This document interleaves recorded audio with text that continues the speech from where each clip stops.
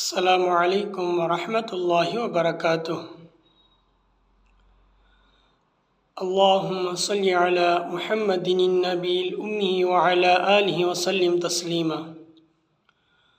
உலகத்திலுள்ள அத்தனை புகழையும் அல்லாஹ் ஒருவனுக்கே போய் சேரட்டும். ஏனென்றால் அல்லாஹு தபாரக் வ தஆலா நம் அனைவருக்கும் நம்முடைய தேவைகளை பூர்த்தி செய்வதற்கு நமக்காக ஒவ்வொரு அமலையும் நம்முடைய நலனிற்காக, நம்முடைய பலனிற்காக, நம்முடைய சந்தோஷத்திற்காக, நம்முடைய நிம்மதியிற்காக, நம்முடைய வாழ்வில் வெற்றி பெறுவதற்காக மற்றும் நம்முடைய கவலைகளை தூரமாக ஆகுவதற்காக அல்லாஹு தபாரக் வ தஆலா ஒரு அமலை கொடுத்திருக்கிறார். யார் இந்த அமலை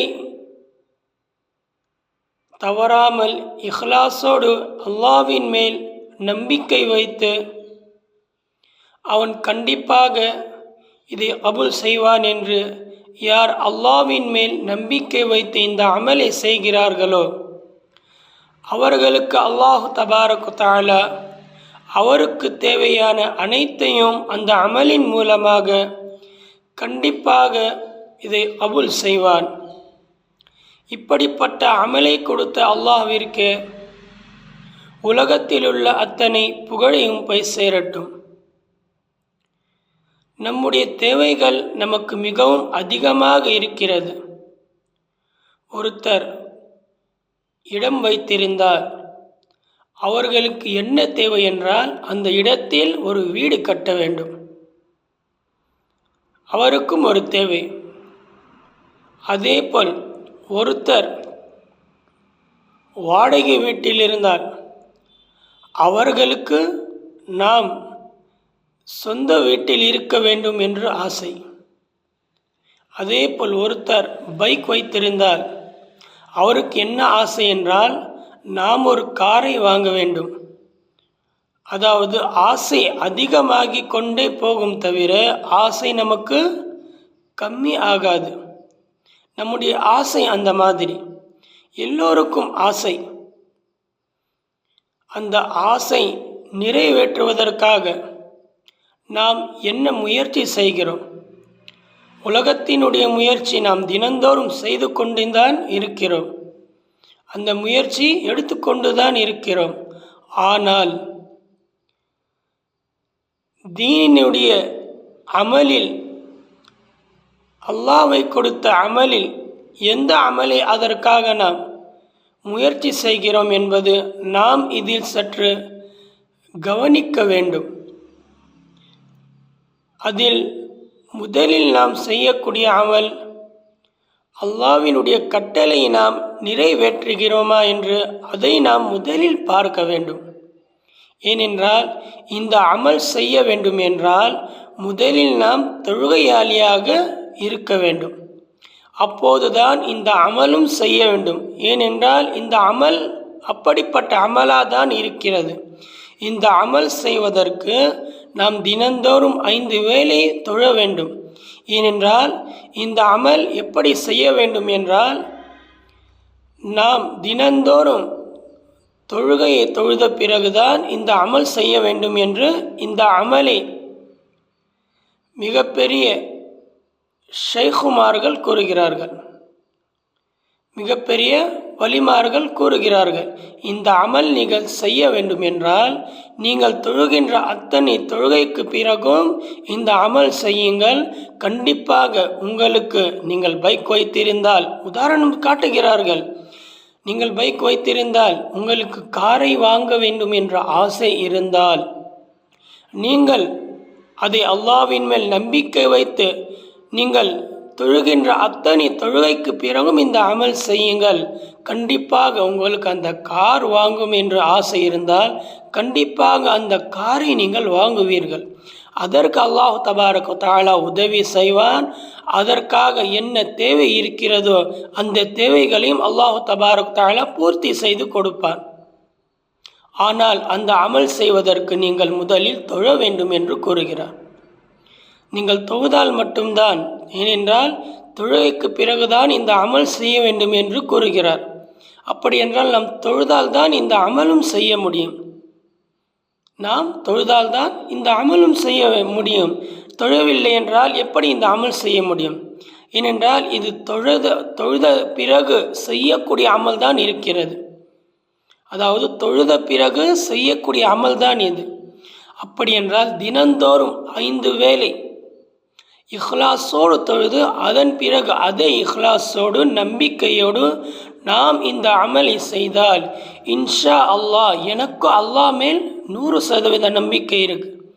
அதே நம்பிக்கை உங்களுடைய உள்ளத்திலும் வருவதற்கு அல்லாஹ் தௌஃபீக் செய்வானாக.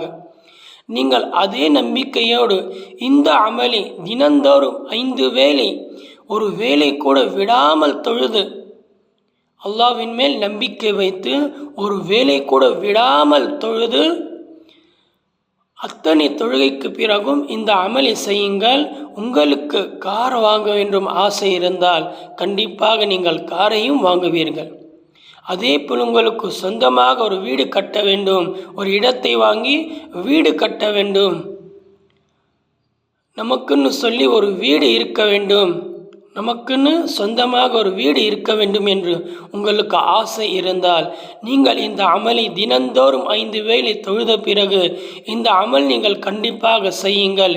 இன்ஷா அல்லாஹ் கண்டிப்பாக அல்லாஹ் தபாரக் தஆலா உங்களுடைய வீட்டு சொந்தமாக ஆகுவதற்கு, அதாவது நீங்கள் வீட்டை கட்டுவதற்காக அல்லாஹ் தபாரக் தஆலா கண்டிப்பாக உதவி செய்வான். உங்களுக்கு இடம் இல்லை என்றால் அந்த இடத்தையும் வாங்கி அந்த இடத்தில் வீடும் கட்டுவதற்கு அல்லாஹ் தபாரக் தஆலா தௌஃபீக் செய்வான் இன்ஷா அல்லாஹ். நீங்கள் நம்பிக்கையோடு செய்ய வேண்டும். நம்பிக்கையோடு செய்தால்தான் அல்லாஹ் தபாரக் தஆலா உங்களுடைய நம்பிக்கையை அல்லாஹ் தபாரக் தஆலா கண்டிப்பாக கபூல் செய்வான். அது என்ன அமல் என்றால், நீங்கள் தினந்தோறும் தொழுகின்ற அந்த தொழுகைக்கு பிறகு முதலில் ஒரு தடவை தரூதை படியுங்கள். அதாவது உங்களுக்கு என்ன தரூத் வருகிறதோ, அல்லாஹும்ம ஸல்லி அலா சையீதினா முஹம்மதி வ அலா ஆலி சையீதினா முஹம்மதி வ பாரிக் வஸல்லிம், இதையும் படியுங்கள். இல்லை வேறு ஒரு தரூத் வருது அப்படின்னு சொன்னால் கூட பரவாயில்லை. ஆனால் நான் அதிகமாக அல்லாஹும்ம ஸல்லி அலா முஹம்மதின் நபியில் உம்மி வ அலா ஆலி வஸல்லிம் தஸ்லிமா என்று படிப்பேன். ஏனென்றால் இதை ஜும்மாவினுடைய அசரிற்கு பிறகு இந்த தரூதை 80 தடவை படித்தால் 80 வருடங்களுடைய பாவங்கள் மன்னிப்பதற்கு இது காரணமாக இருக்கிறது என்று ஹதீஸில் வருகிறது. அதற்காக நான் இதுதான் மிக அதிகமாக படிப்பேன். அதற்காக இந்த தரூதையும் படிக்கலாம். அல்லாஹும்ம ஸல்லி அலா முஹம்மதின் நபியில் உம்மி வ அலா ஆலிஹி வஸல்லிம் தஸ்லிமா, இதை முதலில் ஒரு தடவையும் அதன் பிறகு கடைசியில் ஒரு தடவையும். இதற்கு நடுவில் தான் இந்த அமல். என்ன அமல் என்றால், எல்லோருக்கும் இந்த சூறாவை வரும். அதாவது சூரத்து குரைஷ். அதாவது பிஸ்மில்லாஹிர் ரஹ்மானிர் ரஹீம் லிஈலாஃபி குரைஷ் ஈலாஃபிஹிம் ரிஹ்லத்தஷ் ஷிதாஇ வஸ்ஸைஃப் ஃபல்யஅ்புது ரப்ப ஹாஸல் பைத் الذي أطعمهم من جوع وآمنهم من خوف. இந்த சூறாவை நீங்கள் 7 தடவை படியுங்கள். அல்லாஹ்வின் மேல் நம்பிக்கை வைத்து படியுங்கள். தினந்தோறும் அத்தனை தொழுகைக்கு பிறகும் முதலில் ஒரு தடவை தரூதையும் கடைசியில் ஒரு தடவை தரூதையும், இதற்கு நடுவில் 7 தடவை இந்த சூறாவையும் படியுங்கள். இது படித்தவுடனே அல்லாஹ்விடம் உங்கள் தேவையை கேளுங்கள். கண்டிப்பாக அல்லாஹ் தபாரக் தஆலா உங்களுடைய அத்தனை தேவைகளையும் அல்லாஹ் தபாரக் தஆலா பூர்த்தி செய்து தருவான் இன்ஷா அல்லாஹ். அல்லாஹ் தபாரக் தஆலா நம் எல்லோரையும் கேட்டதை விட அதை அத்தனையும் அமல் செய்வதற்கு அல்லாஹ் தபாரக் தஆலா தௌஃபீக் செய்வானாக. ஆமீன். வ ஆகிரு தஅவானா அனில் ஹம்துலில்லாஹி ரப்பில் ஆலமீன். அஸ்ஸலாமு அலைக்கும் வ ரஹ்மத்துல்லாஹி வ பரகாத்துஹு.